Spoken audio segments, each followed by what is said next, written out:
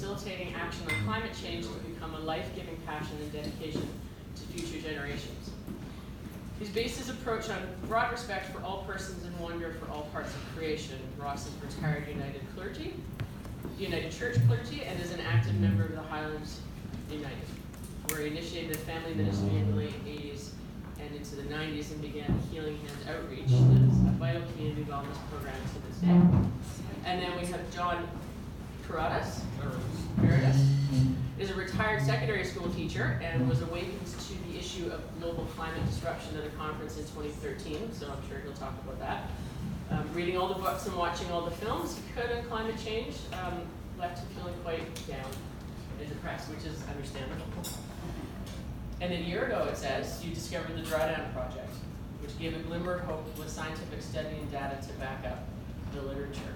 So his wish is to make a small contribution to future prospects for his 3 grandchildren, for human civilization, and for all species of life. So, the Drawdown project, after years of doom and gloom messages around global climate disruption, the possibility of hope has emerged with Project Drawdown and the 2017 publication of Drawdown, the most comprehensive plan of any instance.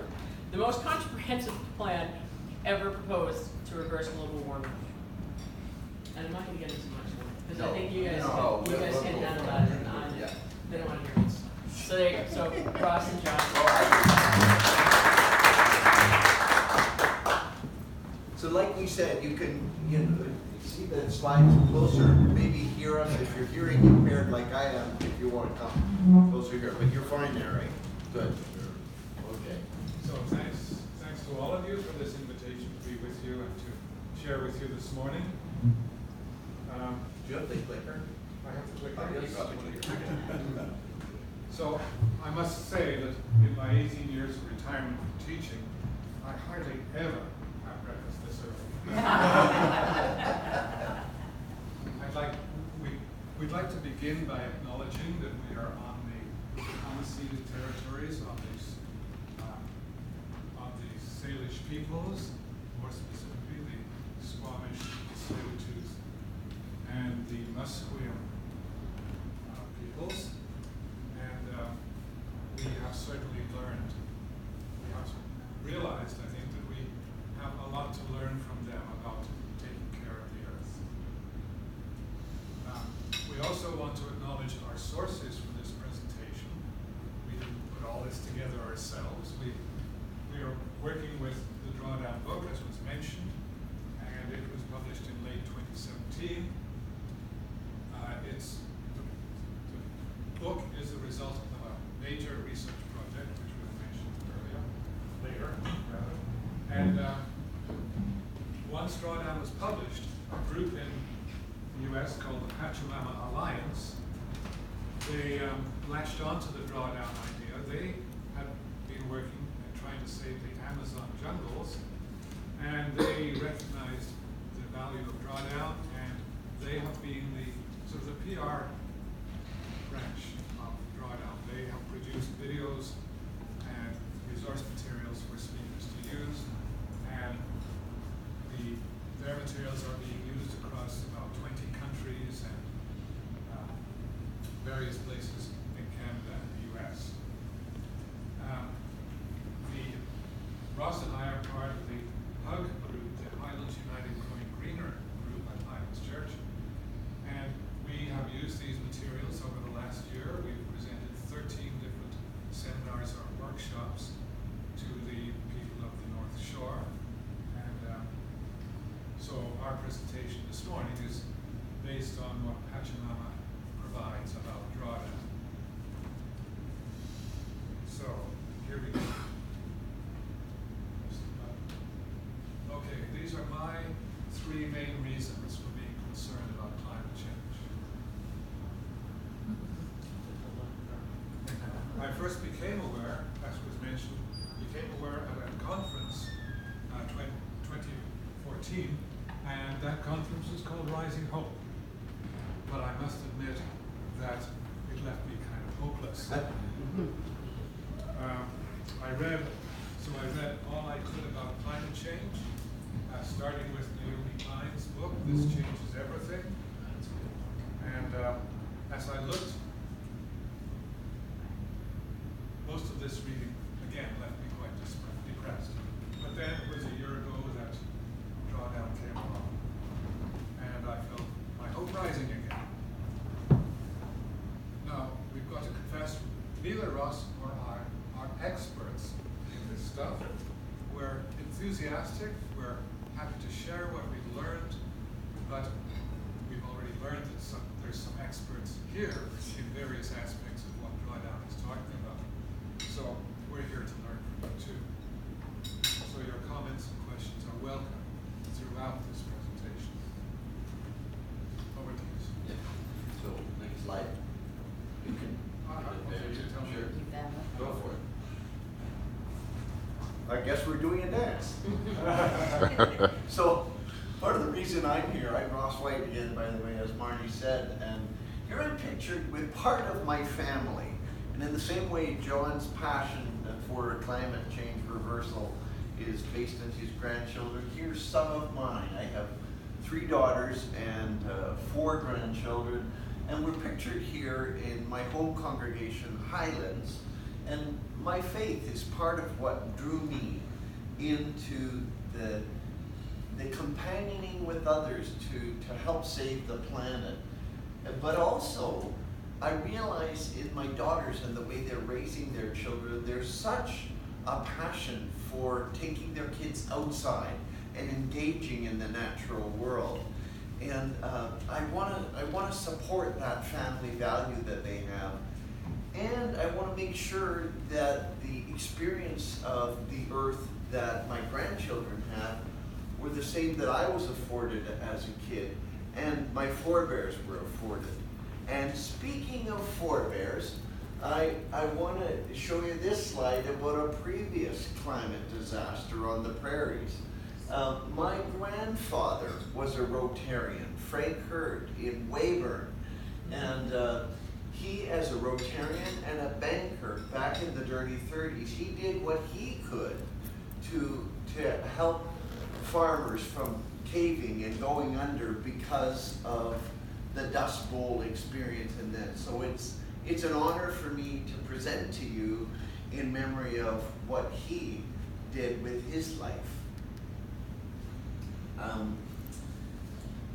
So we're going to ask you just to call out now a word or 2 words or maybe even a phrase about how you feel about climate change.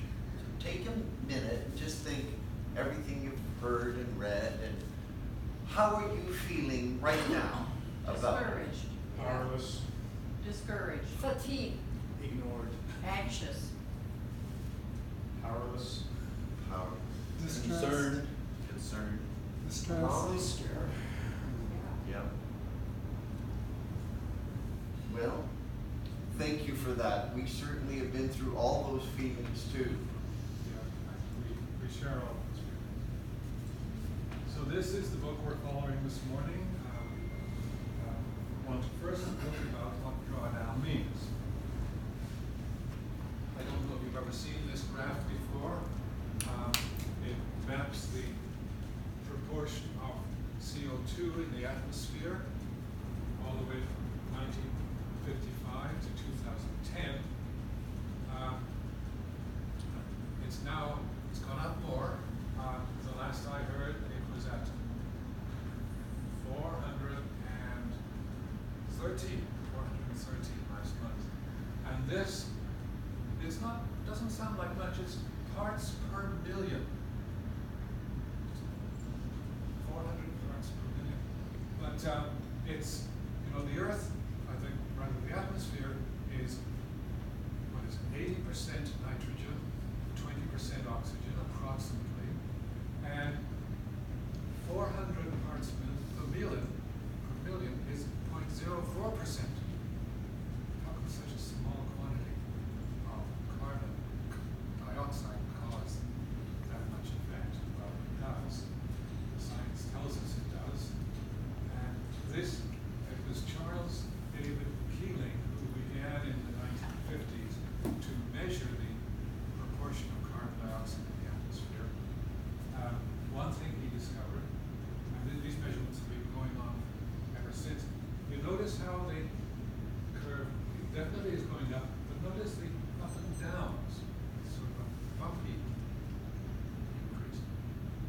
is why is that bump? Seasonal. It's seasonal, yeah. Why seasonal? If you think about the Earth, most of the land is in the northern hemisphere. Most of the vegetation, therefore, is in the northern hemisphere. And in the northern hemisphere, when the sun is out and the leaves are on the trees, we get more photosynthesis. Let's let Paul Hawken, the author of Drawdown, explain this a bit. This is an audio clip, so we hope you can hear. There's only one. Okay. How's the sound? Drawdown depends on bringing carbon back home. There's only one way we know how to do it, and it happens every year, and that is through photosynthesis. And if you look at NASA maps of carbon dioxide emissions span of a year, what you see is that every year, actually, we do draw down 6 to 7 ppm. So it goes up and it goes down, it goes up and it goes down. The problem is it doesn't go down to where it was before, and so there is a slow incremental increase of CO2 and greenhouse gases. So it's really about that equilibration, getting to that point where we bring back every year, over the course of a year, the same amount that we're emitting, and then bring back a little more, and that point's Drawdown. And that is a very doable thing. And the way we face it, the way we looked at it, is as if it's, almost an impossible task.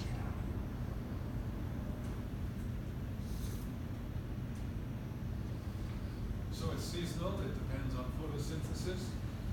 It goes down every year, but then it goes back to a little higher than it was before because of all that we're putting into the atmosphere. So the task is to make the down slopes better than the upslopes, or make the upslopes less. So that instead of going up, this will start to come down again. That point where it starts to come down again, that's the point of drawdown. Yeah. So we're going to see another clip of Paul Hawken talking in more detail about how he and other scientists and economists came to this publishing of the results.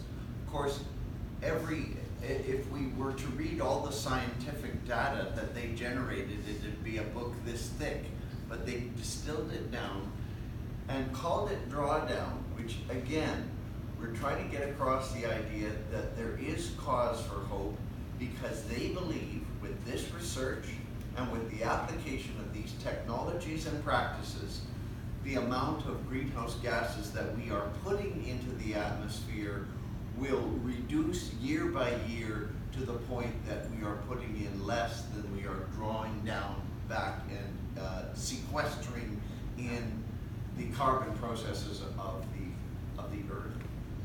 So here's the definition. Drawdown is that point.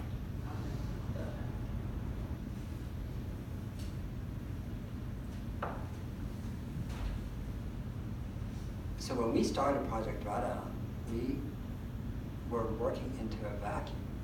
What we did is that measure and model extant, existing, practical, everybody can get them solutions or do them, and see what would happen if they continued to scale in a rigorous but reasonable way over 30 years, and whether or not we could achieve drawdown, which is that first point in time when greenhouse gases decline.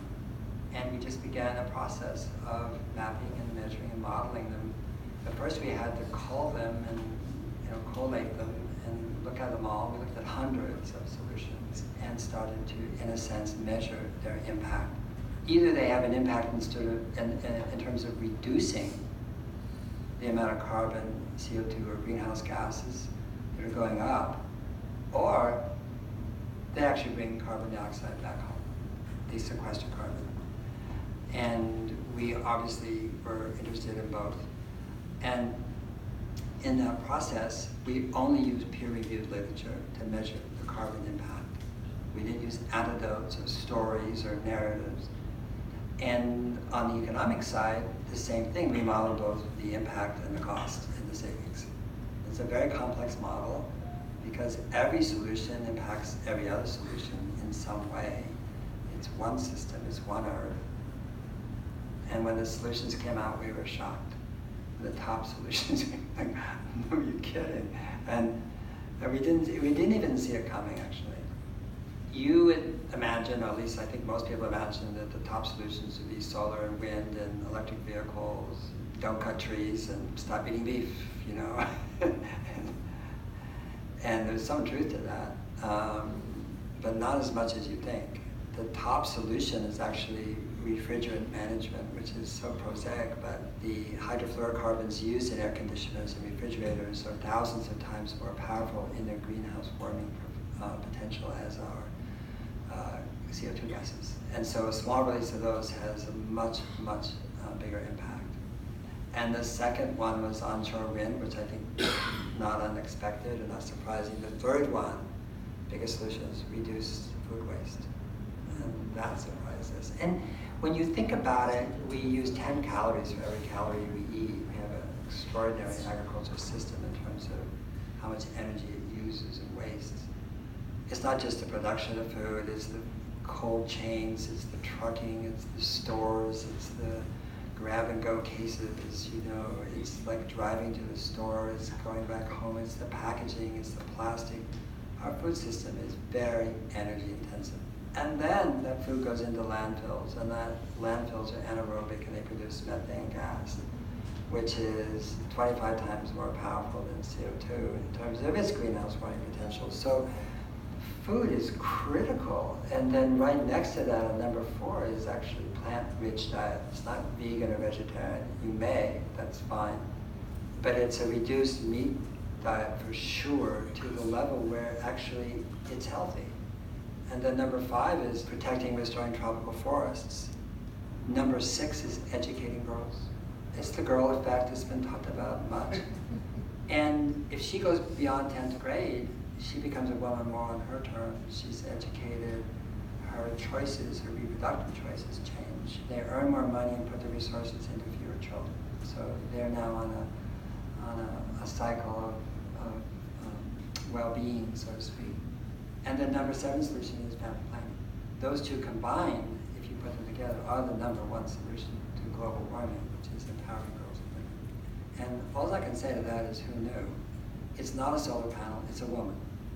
And we knew. When you really go in, you think about it and say, well, yeah, I mean, it can't be a thing, but they have this idea that somehow this inanimate object is going to save our behinds. And no, it's not. We need that inanimate object. It's beautiful.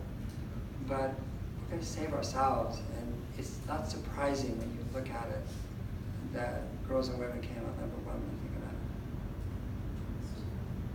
it. If you're a game changer, what you will want to look at is all 100 solutions. And one of the mistakes we make is by looking for constantly the top solutions and focusing on the top solutions. If you look at Drawdown, we have 80 solutions we measured and modeled, and 20 more which are so new you can't model them. But so let's just stick to the 80 for a minute. Those 80, some of them in the 60s and 70s, have a relatively small impact compared to the top 7 or top 10 solutions. But you cannot achieve Drawdown, you cannot achieve reversal of global warming unless you do them all. So there is no small solution. That's the point. We need all of it, and we need to honor all of each other. And so when somebody looks at that list, it's what resonates with them. Everybody could probably resonate with food waste, just unconsciousness about purchasing, consumption. Okay, so where do they make sense to you? Where do they make sense to your community? Where do they make sense to your village, or to your town, or to your company, or to your city, or to your state, or your province, or your farm, or your grassland, or your cows? It depends on who you are, where you are, your culture. And that way, you know what is going to be where you can actually make a difference and accelerate the uptake of a given practice or technique or technology, rather than saying, therefore, you should do this. I have no idea what anybody should do. I know that people know what they should do when they read and understand something that makes sense to them.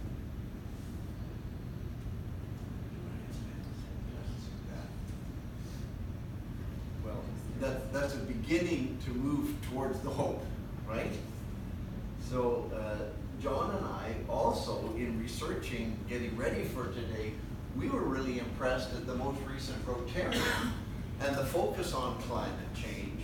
And within that, there's an article that explains how Rotarians internationally are partnering with other groups in other parts of the world to actually do drawdown solutions. Not being named as that, but let's walk through 6 of them to show how you indirectly, or perhaps even directly, are doing some of the solutions already.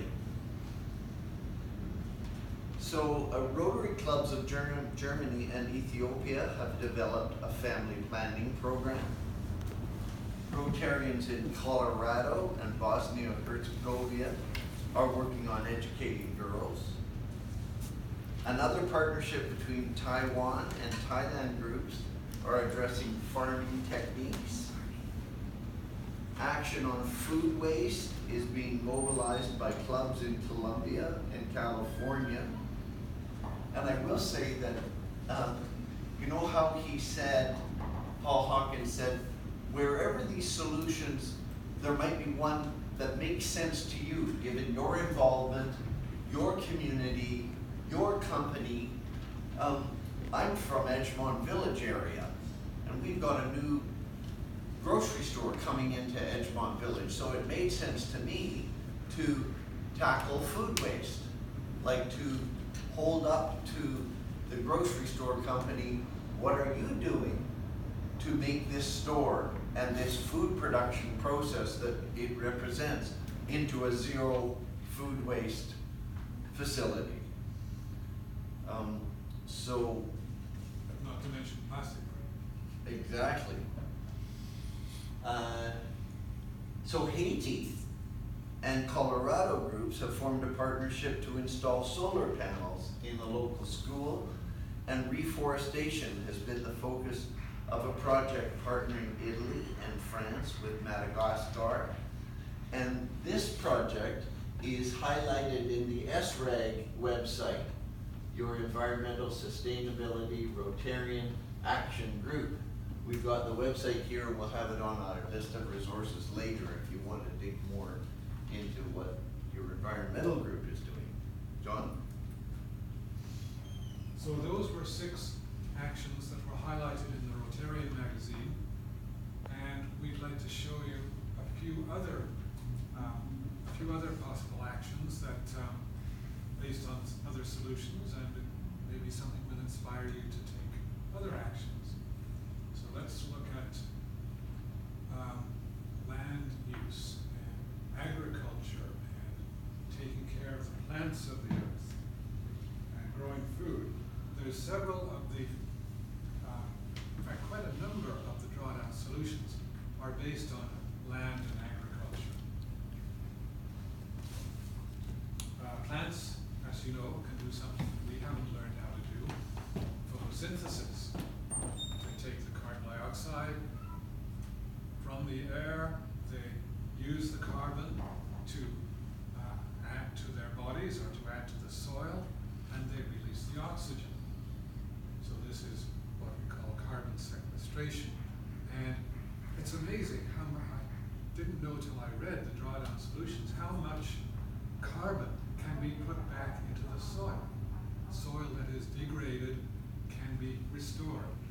Carbon can be reintroduced to the soil.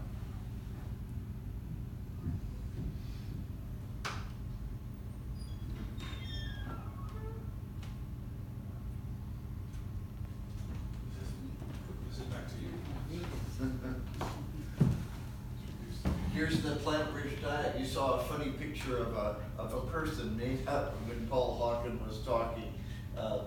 But another way of focusing on a plant-rich diet is thinking about your local restaurant, how you make purchases. I love this quote by Thich Nhat Hanh, a Nobel Prize winning Vietnamese monk. He says, making the transition to a plant-based diet may be the most effective way an individual can stop climate change. This is impact number 4, and it resonates with Canada's food guide. And it's all about basically vegetables, what Jon was just talking about. When I read this part of the Drawdown book, it reminded me of when my middle daughter came home in grade 12 from a date with a boy that she never had anything to do with outside of this date, didn't know, and she was rolling her eyeballs as she came in. I said, well, what's the matter? Well, we had this conversation about salads, and he said, you know, I just learned vegetables are good for you. Where was his mother? Or she was probably trying to tell him and he was just blocking it out, you know, but so, you know, it may seem natural to us, but we've got a ways to go on this. So in relation to plant-based diets, question for you all as barbecue season is getting underway. Who has tried a Beyond Burger? Not me. Oh, Peter had. Good. Or a Nightlife burger from Maple Leaf. I tried one last week or a couple of weeks ago. They're quite delicious, and they're mainly based on peas and plant-based diet. It's an easy way to make a bit of a move towards a plant-based diet. So, But what else is in them? what else is it? Other vegetables, I believe, and I think I looked at the list and I thought there was a bit more salt than there maybe should be. Do you have some details? No, I just, Bad you about know, that's just obviously the question, you know, if it's all good for you. I always sort of look for all the little For sure, chemical additives that Well, are in there. and that's a wise consumer, and you have to ask, how far has it been trucked to Yeah. get here, and how is it packaged, and could it be, exactly, that's. Yes, and how is it packaged? That's a problem. Yeah. Like these Beyond Burgers, they come in a package of 2 in a fancy plastic wrapping. And wow. Yeah. Maybe it could be less. And they sell, apparently they come to the store frozen, but the manufacturer doesn't allow the store to sell them frozen. They have to thaw them and sell them previously frozen. And then the store puts the recipe 4 days on, which is, I think, 10 days after it's taken out of the freezer. Well, we gotta try to fix that. And refrigeration is the biggest culprit. Yeah, that's a Oh, refrigeration. a correction. It's not using the refrigerator that's the problem. It's what we do with the refrigerants, the chlorofluorocarbons that are used to refrigerate food. It's whether we release those into the atmosphere accidentally or at the end of the life of the fridge. We've got to manage those refrigerants. Yeah. Yeah. But if it has less deep refrigeration, there's less chance. Yeah, exactly. Less need for refrigeration. And with a plant-based diet, there is usually less need for refrigeration. So we want to be aware of time, let's move on. Yes. So we've all heard that livestock production of methane is vast and is damaging to the environment, but research is now showing that we have ways of replanting pastures with trees. It's called silvopasture, where it can actually be much more beneficial to climate change. And another aspect of it is the methane digester process that actually Jessica's dad, Peter, is partly involved in. Jon? Okay, so as well as the 80 solutions that Drawdown measures, there are some other solutions that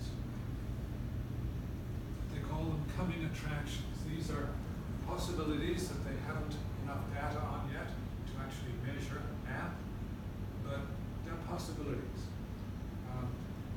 Coming attractions.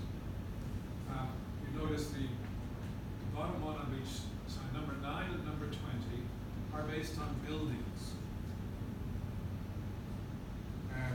So these two relate to building design and construction methods. For example, traditional. I was to say, my son's company is building the largest timber building in the world, if they get approval for this very reason, for Is that in the one down Capilano. in Vancouver? Yeah, in Yeah. Vancouver, yeah. Wow, yes. Because they found that the concrete buildings are, and steel and glass are bad environmentally, apparently, Yes, right? concrete takes a lot of greenhouse gases put out when Yeah. concrete is manufactured. Wood, on the other hand, sequesters carbon. And as long as the building is there, the carbon is locked into it. Sorry, Don. And they replant the trees. And they replant the trees, exactly, yeah. Want to mention also the step codes that BC has instituted for building requirements. These step codes, let me read this, sometimes get it wrong. It defines levels of higher energy efficiency with the goal of moving up by 2032 to net zero ready. And that means the building is so efficient and conserves energy so much that with the addition of a renewable energy system such as solar panels or heat pumps, the building can be energy self-sufficient. In North Shore municipalities, wood frame multi-residential buildings must now meet step 3 of the code, which means 50% more energy efficient than the basic building code. The new condo towers just approved for British properties go beyond that. They are designed to step 4, which is net zero ready, with solar energy and heat pump technology being employed to bring them to energy self-sufficiency. Ross and John, about 5 more minutes? Yes. Yep, we're right on the home stretch now. So most of what we've highlighted is from these top 20 solutions. Over to you, sir. Gracias. So as Paul Hawken mentioned, these may be the top ranking, but all 80 are needed to work together. And there may be an area of particular interest to you. And that's why we brought the book. A discount copy is available. One has already been sold. But when we look at this, which was in the video, these little ones here may be appealing to various of you. All of them are important, and the amount of space each one takes shows the relative value of the contribution it makes towards reducing global warming. This is another way the same set of solutions has been graphed. The width between each line indicates the effect it has on global warming. And this is another way of categorizing by color the various topics or sectors that they've divided the solutions into. So you can see when he talked about food waste, that takes a significant rectangular space compared to lots of people talk about, well, we have to buy an electric car. The transportation just takes this little bit. So they tried to present their research in a way that was graphically understandable as well as technically readable. So here then are some links that you can follow up if you want to find more. Obviously, like I said, we've got copies of the book over there. There's websites and other sources of information, including Drawdown itself and the Pachamama Alliance. Also, if you're interested in getting information about future Drawdown events, then we can take your email address, and we'll keep it private, but we can send you updates that we are generating. John is a master at putting things like this together and keeping email lists together, and we want to stay in touch, and we want to thank you for listening to us and hearing our presentations. I think we have, if Ardath is right, I think we have 2 minutes for questions. Maybe even a minute and a half, I'm not sure. Couple of questions. So thank you. I want to thank my friend Jon for putting all this together. Thank you. Well, I'd like both of you to talk, and in appreciation of your presentation today, because I'm sure you've given us lots to think about. We don't give you a cup which would get set in the counter or a pen if you've got lots of on your desk. We do make a present out, a donation to our End Polio Now presentation on your in appreciation for your talk. No, I just want to very thank you, good. letters and a pin Oh, my to show that Thank you're you. supporting End Polio Now. Yes. Thank you very much. And I understand that it's down to 3 cases. Three countries. 3 countries. Yeah, there were, it got right down